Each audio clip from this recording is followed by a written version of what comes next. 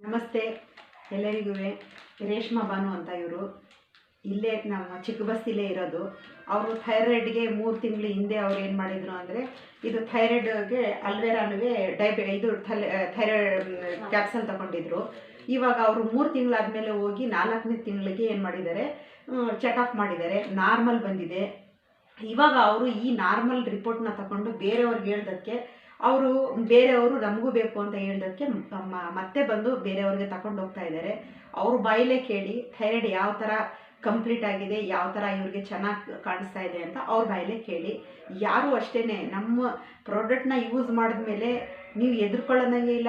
ಪ್ರತಿಯೊಂದಕ್ಕೂ ಶುಗರ್ಗೂ ಅಷ್ಟೇ, ಥೈರಾಯ್ಡ್ಗೂ ಅಷ್ಟೇ, ಪೈಲ್ಸ್ ಪ್ರತಿಯೊಂದಕ್ಕೂ ಅಷ್ಟೇ ಚೆನ್ನಾಗಿದೆ. ಅವ್ರ ಬಾಯಲ್ಲಿ ಒಂದು ಸಲ ಬಾಯಿಂದ ಕೇಳ್ಕೊಳ್ಳಿ. ನಮಸ್ತೆ.